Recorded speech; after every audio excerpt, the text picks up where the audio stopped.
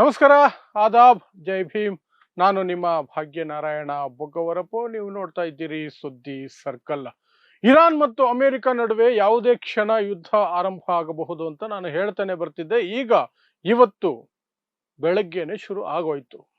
Israel ಅದನ್ನ ಆರಂಭಿಸಿದೆ. America ಆರಂಭಿಸೋದು ಒಂದೇ, ಇಸ್ರೇಲ್ ಆರಂಭಿಸೋದು ಒಂದೇ. ಇರಾನ್ ವಿರುದ್ಧ ಕೇವಲ ಅಮೆರಿಕ ಯುದ್ಧ ಮಾಡಲ್ಲ ಮತ್ತು ಅಮೆರಿಕ ನೇರವಾಗಿ ಯುದ್ಧ ಮಾಡುವ ಸನ್ನಿವೇಶಗಳು ಬಹಳ ಕಡಿಮೆ ಇರ್ತವೆ. ಬಟ್ ಅಮೆರಿಕ ಯುದ್ಧದಲ್ಲಿರುತ್ತೆ, ಇಸ್ರೇಲ್ ಮೂಲಕ ದಾಳಿಗಳನ್ನು ಮಾಡಿಸುತ್ತೆ. ಅದೇನೇ ಅಮೆರಿಕ ಇರಾನ್ ಯುದ್ಧ, ಬೇರೆ ಏನೂ ಅಲ್ಲ.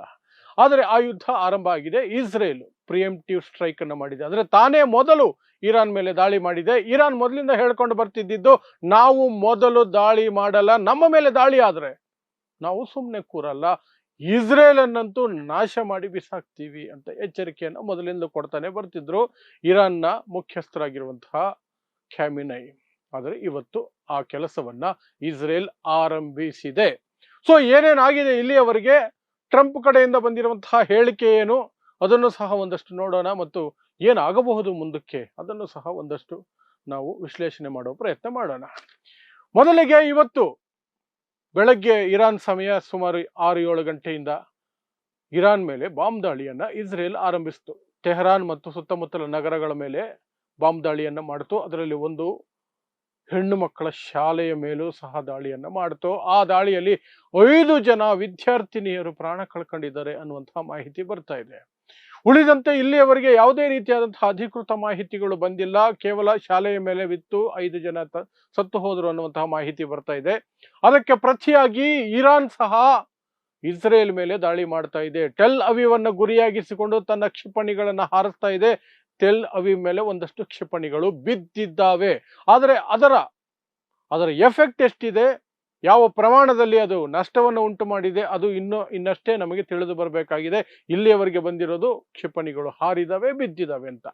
ಅಷ್ಟಕ್ಕೆ ಸುಮ್ಮನಿಲ್ಲ ಇರಾನ್. ಮೊದಲಿಂದ ಹೇಳ್ತಿರುವಂತಹದ್ದು, ಅಮೆರಿಕಾಗೆ ನೆರವು ನೀಡಬೇಡಿ ಅಂತ ಇಸ್ಲಾಮಿಕ್ ರಾಷ್ಟ್ರಗಳು, ಅರಬ್ ರಾಷ್ಟ್ರಗಳಿಗೆ ಇರಾನ್ ಎಚ್ಚರಿಕೆ ಕೊಟ್ಕೊಳ್ತಾನೆ ಬರ್ತಿದೆ. ನಿಮ್ಮಲ್ಲಿರುವಂತಹ ಅಮೆರಿಕದ ವಾಯುನೆಲೆಗಳೇನಿದಾವೆ ಅವುಗಳಿಗೆ ನಷ್ಟ ಮಾಡ್ತೀವಿ, ನಿಮ್ಮ ಮೇಲೆ ನಾವು ದಾಳಿ ಮಾಡಬೇಕಾಗತ್ತೆ, ಆ ವಾಯುನೆಲೆಗಳಿಂದ ಅಮೆರಿಕದ ಕ್ಷಿಪಣಿಗಳು ಹಾರದಂತೆ ನೋಡ್ಕೊಳ್ಳಿ ಅಂತ ಇರಾನ್ ಮೊದಲಿಂದಲೂ ಹೇಳ್ಕೊಂಡು ಬರ್ತಿದೆ. ಬಟ್ ಅರಬ್ ರಾಷ್ಟ್ರಗಳಿಗೆ ಅಷ್ಟು ಧೈರ್ಯ ಇಲ್ಲವೇ ಇಲ್ಲ. ಅವೆಲ್ಲವೂ ಸಹ ಅಮೆರಿಕದ ಗುಲಾಮಗಿರಿಯಲ್ಲಿ ಮುಳುಗಿರುವಂತಹ ರಾಷ್ಟ್ರಗಳು. ಸೊ ಅಮೆರಿಕ ಒತ್ತಡಕ್ಕೆ ಮಣಿದು ಅಲ್ಲಿಂದ ಏನೆಲ್ಲ ಕಾರ್ಯಾಚರಣೆಗಳಾಗ್ಬೋದು ಅದಕ್ಕೆ ಸಿದ್ಧತೆಗಳು ಆಲ್ಮೋಸ್ಟ್ ರೆಡಿ ಇದ್ದಾವೆ.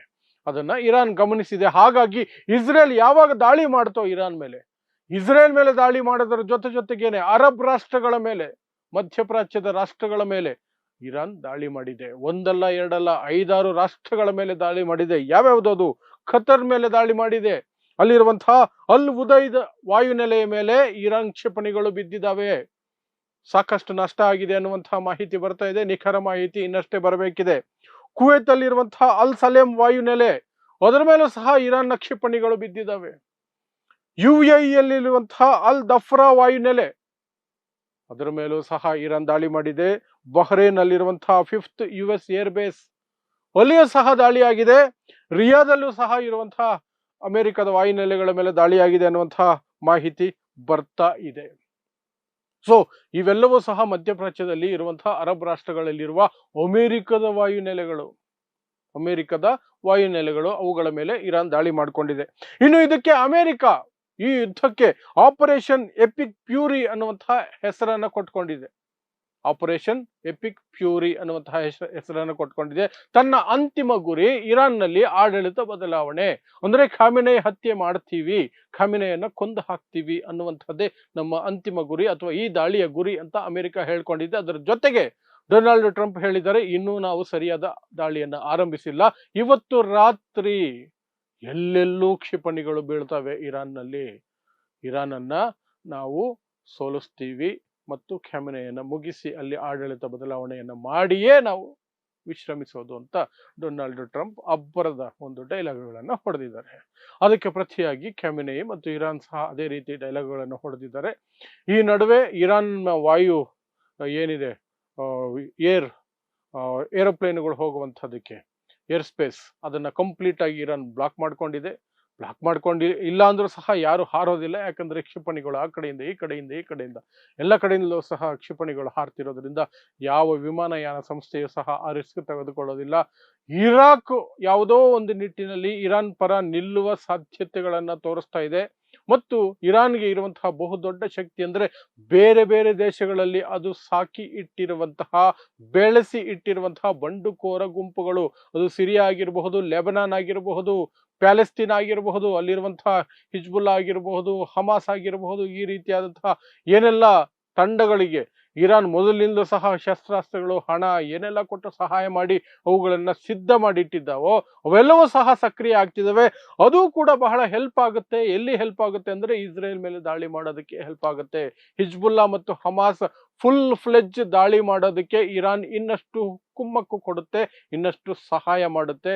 ಹಮಾಸ್ ಅಂತೂ ಇಸ್ರೇಲ್ ಮೇಲೆ ದಾಳಿ ಮಾಡೋದಕ್ಕೆ 24/7 ಕಾಯ್ಕೊಂಡಿರುತ್ತೆ. 24/7 ಕಾಯ್ಕೊಂಡಿರುತ್ತೆ. ಹಾಗಾದ್ರೆ ಮುಂದೇನಾಗಬಹುದು ಈ ಯುದ್ಧ? ಏನಾಗಬಹುದು ಈ ಯುದ್ಧ? ಎಲ್ಲಿಗೆ ಹೋಗಿ ಮುಟ್ಟಬಹುದು? ಅದು ಈಗಲೇ ಹೇಳೋದು ಬಹಳ ಕಷ್ಟ ಆಗುತ್ತೆ. ಖಾಮಿನೈ ಇವರಿಗೆ ಗುರಿ ಆಗ್ತಾರ? ಖಾಮಿನೈಯನ್ನು ಕೊಲ್ಲೋದ್ರಲ್ಲಿ ಅಮೆರಿಕ, ಇಸ್ರೇಲ್ ಸಫಲ ಆಗ್ತಾರ? ಅದನ್ನ ನಾವು ಕಾದು ನೋಡಬೇಕಾಗಿದೆ. ಅದು ಯಾಕೆಂದ್ರೆ ಯಾವ ನಿಟ್ಟಿನಲ್ಲಿ ನೋಡಿದ್ರು ಸಹ ಖಾಮಿನೈಯನ್ನು ಕೊಲ್ಲೋದೇ ಇವರ ಅಂತಿಮ ಗುರಿ ಅನ್ನೋದು ಸ್ಪಷ್ಟ ಆಗ್ತಿರೋದ್ರಿಂದ, ಅದೇ ಇವರ ಗುರಿಯಾಗಿರೋದ್ರಿಂದ ಆಲ್ರೆಡಿ ಖಾಮಿನೈ ಮನೆ ಮೇಲೆ ದಾಳಿ ಮಾಡಿದ್ದಾರೆ. ಖಾಮಿನೈ ಕಚೇರಿ ಬಳಿ ಇರುವಂತಹ ಕಟ್ಟಡಗಳನ್ನು ಧ್ವಂಸ ಮಾಡಿದ್ದಾರೆ ಇಸ್ರೇಲ್ ಮಿಸೈಲ್ಗಳು.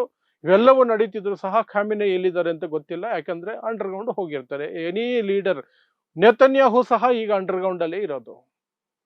ಯಾವುದೇ ದೇಶದ ಯಾವುದೇ ಲೀಡರ್ ಯುದ್ಧ ಆರಂಭ ಆದ್ರೆ ಅವರು ಬಂಕರ್ಗಳಿಗೆ ಹೋಗೋದು ಸಾಮಾನ್ಯ. ಸೊ ಖಾಮಿನೈ ಇವ್ರ ಕಣ್ಣಿಗೆ ಕಾಣಿಸಲ್ಲ, ಸಿಗಲ್ಲ. ಬಟ್ ಇವರಲ್ಲಿ ಇರುವಂತಹ B2 ಬಾಂಬರ್ಗಳು ನೆಲದ ಅಡಿ 50 ಅಡಿ 200 ಅಡಿವರೆಗೂ ಹೋಗಿ ಬ್ಲಾಸ್ಟ್ ಆಗುವಂತಹ ಅಥವಾ ಒಳಗಡೆ ಇರುವವನ್ನ ಕೊಲ್ಲುವಂತಹ ಶಕ್ತಿಯುತ ಶಸ್ತ್ರಾಸ್ತ್ರಗಳಿದೆ ಅನ್ನುವಂಥದ್ದು ಇದೆಯಲ್ಲ, ಅದನ್ನ ನಂಬಿ ಇಂತಹದ್ದೇ ಜಾಗದಲ್ಲಿ ಅಡಗಿದ್ದಾರೆ ಅಥವಾ ಇದ್ದಾರೆ, ಎಷ್ಟು ಅಂಡರ್ಗ್ರೌಂಡ್ ಆಗಿದ್ರು ಸಹ ಅಲ್ಲಿ ಇದ್ದಾರೆ ಅಂತ ಕನ್ಫರ್ಮ್ ಆದ್ರೆ ಅಲ್ಲಿ ಅವರು ಬಾಂಬ್ ಹಾಕಿ ಕೊಲ್ಲೋ ಪ್ರಯತ್ನವನ್ನು ಮಾಡ್ತಾರೆ. ಇನ್ನು ಇರಾನ್ನ ಶಕ್ತಿ ಏನು ಅಂತ ನಾನು ಹೇಳಿದ್ದೇನು ಅಂದ್ರೆ, ವಿದೇಶಗಳಲ್ಲಿ ಪಕ್ಕದ ದೇಶಗಳಲ್ಲಿ ಇರುವಂತಹ ಬಂಡುಕೋರ ಗುಂಪುಗಳು, ಅದರ ಜೊತೆಗೆ ಬಹುದೊಡ್ಡ ಶಕ್ತಿ ಇರೋದು ಇರಾನು ತನ್ನಲ್ಲಿ ಇಟ್ಕೊಂಡಿರುವಂತಹ ಕ್ಷಿಪಣಿಗಳ ರಾಶಿ ರಾಶಿ ಸಂಖ್ಯೆಯಲ್ಲಿರುವಂತಹ ಒಂದು ಸ್ಟಾಕ್. ಕ್ಷಿಪಣಿಗಳನ್ನ ಸಿಕ್ಕಾಪಟ್ಟೆ ತಯಾರು ಮಾಡಿ ಇಟ್ಕೊಂಡಿದೆ ಅದು. ಯಾಕೆಂದ್ರೆ ಅದು ಯಾವತ್ತೂ ಡೇಂಜರ್ ನಲ್ಲೇ ಬದುಕ್ತಾ ಇರುತ್ತೆ. ಯಾವತ್ತೂ ಡೇಂಜರ್ ಅಲ್ಲಿ ಇರೋದ್ರಿಂದ ಕ್ಷಿಪಣಿಗಳನ್ನ ಮತ್ತೆ ಮತ್ತೆ ಮತ್ತೆ ಮತ್ತೆ ಪ್ರೊಡ್ಯೂಸ್ ಮಾಡ್ತಾನೆ ಇರುತ್ತೆ, ಟೆಸ್ಟ್ ಮಾಡ್ತಾನೆ ಇರುತ್ತೆ. ಇತ್ತೀಚೆಗಷ್ಟೇ 2 ವಾರಗಳ ಹಿಂದಷ್ಟೇ ನಿಮಿಷಕ್ಕೆ 1,500 ಕಿಲೋಮೀಟರ್ ಸ್ಪೀಡ್ಗೆ ಹೋಗುವಂತಹ ಮಿಸೈಲ್ಗಳನ್ನ ಟೆಸ್ಟ್ ಮಾಡಿತ್ತು. ಅದರಲ್ಲಿ ಆಲ್ರೆಡಿ ಅದರ ಬಳಿ 15,000 ಕಿಲೋಮೀಟರ್ ದೂರ ಹೋಗಿ ಅಟ್ಯಾಕ್ ಮಾಡುವಂತಹ ಒಂದು ಶಕ್ತಿ ಇರುವಂತಹ ಮಿಸೈಲ್ಗಳು ಆಲ್ರೆಡಿ ಇದ್ದಾವೆ. ಅಮೆರಿಕವನ್ನು ತಲುಪ ಶಕ್ತಿ ಇದ್ದಾವೆ. ಅದು ಅಮೆರಿಕ ತನ್ನ ಏರ್ ಡಿಫೆನ್ಸ್ ಬಳಸ್ಕೊಂಡು ಆಕಾಶದಲ್ಲಿ ಉಡಾಯಿಸುತ್ತೆ, ಅದು ಬೇರೆ ವಿಚಾರ. ಬಟ್ ಆ ರೀಚ್ ಇರುವಂತಹ ಮಿಸೈಲ್ಗಳಿದ್ದಾವೆ. ಈ ಮಿಸೈಲ್ಗಳ ಮೇಲೆನೆ ಈಗ ಇಸ್ರೇಲ್ ಕಣ್ಣಿರೋದು. ಇಸ್ರೇಲ್ ಪಟ್ಟು ಹಿಡಿದಿರೋದೇ ಈ ಮಿಸೈಲ್ಗಳನ್ನ ಫುಲ್ ಕಂಟ್ರೋಲ್ ತರಬೇಕು, ಅವರ ಟೆಸ್ಟಿಂಗ್ ಅನ್ನ ನಿಲ್ಲಿಸಬೇಕು, ಅವರ ಸ್ಟಾಕ್ ಅನ್ನ ಕಡಿಮೆ ಮಾಡ್ಕೊಳ್ಬೇಕು, ಆ ರೀತಿಯಾಗಿ ಒತ್ತಡ ಹೇರಬೇಕು ಅಂತಲೇ ಇಸ್ರೇಲ್ ಮೊದಲಿನಿಂದಲೂ ಸಹ ಕಂಡೀಷನ್ಸ್ ಹಾಕೊಂಡು ಬರ್ತಿದೆ. ಅಮೆರಿಕಗೆ ಹೋಗಿ ಹೋಗಿ ದೂರು ಕೊಡ್ತಾ ಇದೆ, ನೀವು ಏನು ಮಾತುಕತೆಗೆ ಕೂತ್ಕೊಳ್ತೀರಿ ಈ ವಿಚಾರವನ್ನೇ ಎತ್ತಿ ಅಂತ. ಬಟ್ ಅಮೆರಿಕ ಕ್ಷಿಪಣಿಗಳ ಬಗ್ಗೆ ಹೆಚ್ಚು ತಲೆ ಕೆಡಿಸ್ಕೊಂಡಿಲ್ಲ. ಯಾಕೆಂದ್ರೆ ಅದಕ್ಕೆ ಕ್ಷಿಪಣಿಗಳಿಂದ ಹೆಚ್ಚು ಅದಕ್ಕೇನು ನಷ್ಟ ಇಲ್ಲ, ಇರೋದು ಇಸ್ರೇಲ್ಗೆ. ಆದರೆ ಅಮೆರಿಕ ತಲೆ ಕೆಡಿಸ್ಕೊಂಡಿರೋದು ಪರಮಾಣು ಅಸ್ತ್ರಗಳ ವಿಚಾರವಾಗಿ. ಅಮೆರಿಕ ಇಟ್ಟಿರುವಂತಹ ಬೇಡಿಕೆ ಏನು ಅಂದ್ರೆ, ಪರಮಾಣು ಯೋಜನೆ ಏನಿದೆ ನಿಮ್ದು ಇರಾನ್ದು, ಅದನ್ನ ಕಂಪ್ಲೀಟ್ ಬಂದ್ ಮಾಡಿ ಅಂತ. ಹಾಗಾಗಿ ಮಾತುಕತೆಗಳು ಆಲ್ಮೋಸ್ಟ್ ವಿಫಲ ಆಗಿ ಈಗ ದಾಳಿ ಪ್ರತಿ ದಾಳಿಗೆ ಬಂದು ನಿಂತಿದ್ದಾವೆ. ಸೊ ಇವತ್ತು ರಾತ್ರಿ ಕಳೆದ್ರೆ ನಾಳೆಗೆ ಒಂದು ಸ್ಪಷ್ಟ ಚಿತ್ರಣ ಸಿಗುತ್ತೆ. ಈ ಯುದ್ಧವನ್ನ ಯಾವ ಪ್ರಮಾಣದಲ್ಲಿ ಇವರು ಮಾಡೋದಕ್ಕೆ ಸಿದ್ಧತೆ ಮಾಡ್ಕೊಂಡಿದ್ದಾರೆ, ಇರಾನ್ ಸಿದ್ಧತೆ ಏನು, ಅಮೆರಿಕದ ಸಿದ್ಧತೆ ಏನು, ಇಸ್ರೇಲ್ ಸಿದ್ಧತೆ ಏನು, ಮತ್ತು ಇದಕ್ಕೆ ಅರಬ್ ರಾಷ್ಟ್ರಗಳು ಯಾವ ರೀತಿ ಸ್ಪಂದಿಸೋದು, ವಿರೋಧಿಸೋದು ಅಥವಾ ತಟಸ್ಥವಾಗಿರೋದು ಏನ್ ಮಾಡ್ತವೆ ಅನ್ನೋದು ನೋಡ್ಬೇಕು. ಮತ್ತು ಇಡೀ ಜಗತ್ತು, ಅದರಲ್ಲೂ ವಿಶೇಷವಾಗಿ ರಷ್ಯಾ ಮತ್ತು ಚೈನಾ ಏನ್ ಮಾಡುತ್ತೆ, ನ್ಯಾಟೋ ಏನ್ ಮಾಡುತ್ತೆ, ಇವುಗಳು ಸಹ ನಾಳೆಗೆ ಸ್ಪಷ್ಟ ಆಗ್ತವೆ. ಅವೆಲ್ಲ ಸ್ಪಷ್ಟತೆ ಸಿಕ್ಕ ನಂತರ ಮತ್ತೆ ನಿಮ್ಮ ಮುಂದೆ ಬಂದು ವಿವರಿಸುವಂತಹ ಪ್ರಯತ್ನವನ್ನು ಮಾಡ್ತೀನಿ. ಯುದ್ಧ ಯಾವ ದಿಕ್ಕಿಗೆ ಹೋಗ್ತಿದೆ, ಇದು ದೀರ್ಘವಾದಂತಹ ಯುದ್ಧ ಆಗುತ್ತಾ ಅಥವಾ ಕೆಲವು ದಿನಗಳ ಒಂದು ಕಾರ್ಯಾಚರಣೆಯಾಗಿ ಮುಗಿಯುತ್ತಾ, ನಾಳೆ ಗೊತ್ತಾಗತ್ತೆ. ಆನಂತರ ನಿಮ್ಮ ಮುಂದೆ ಬರ್ತೀನಿ. ಸೊ ಇಂತಹದೇ ವಿಶೇಷ ಸುದ್ದಿಗಳಿಗಾಗಿ ನೋಡ್ತಾ ಇರಿ ಸುದ್ದಿ ಸರ್ಕಲ್. ನಾನು ನಿಮ್ಮ ಭಾಗ್ಯನಾರಾಯಣ ಬೊಗವರಪು.